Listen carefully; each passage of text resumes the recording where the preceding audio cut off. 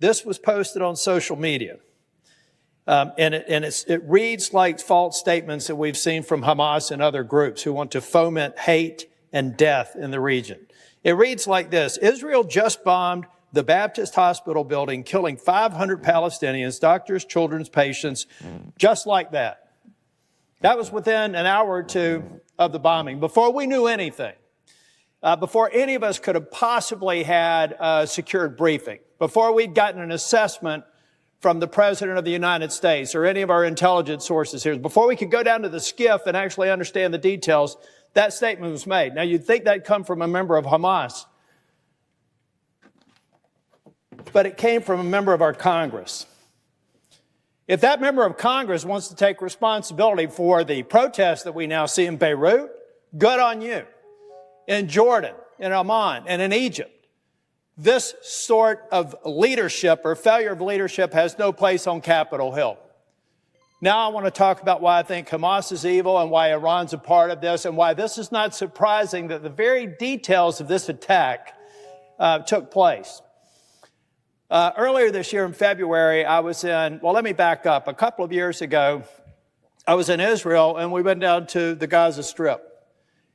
We saw a tunnel head. We actually walked into a tunnel that was discovered by the Israelis. We went to a Patriot battery or an Iron Dome battery that every day is prepared to shoot down missiles, because it almost happens before this attack. It happens almost on a daily basis. I've literally been in Israel when I'm having lunch in northern Israel. This was near the Golan Heights, and I'm asking somebody to pass a plate of food. A bomb goes off. And the people living in this kibbutz did not even miss a beat. Every day they have to live with this stuff. So now down in Gaza, we see the tunnel system that's in Gaza. If you go north to the Lebanese border, you will see an entire network of tunnels that the Israelis identified just in time. It had been a project that was estimated to be 10 years in the making, funded by Iran.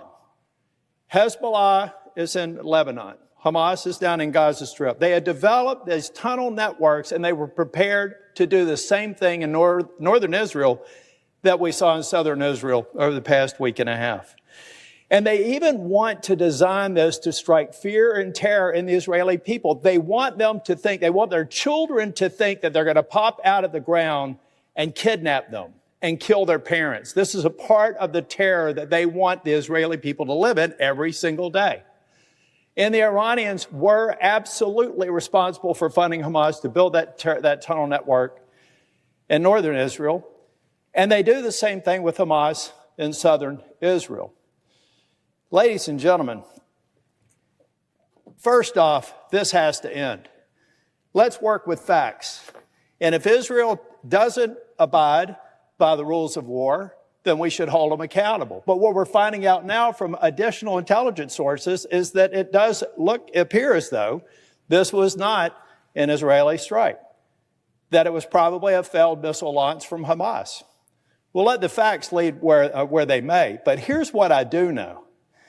This congressional members and others, before they can actually stand up for the Palestinian people, who I believe the majority of whom are good people who want to live free and live in democracy, they have to recognize that Hamas is evil, every single one of them, from their leadership down to their rank and files, to the ones who flew the ultralights in, to the people who came out of the tunnels and murdered over 1,200 people. They have to be held accountable. Their funder has to be held accountable. Their strategists in Iran have to be held accountable. And we in the United States have to stand by Israel and by freedom-loving Palestinians and freedom-loving members of the Middle East. But we cannot let this go. We cannot let this evil go unchecked.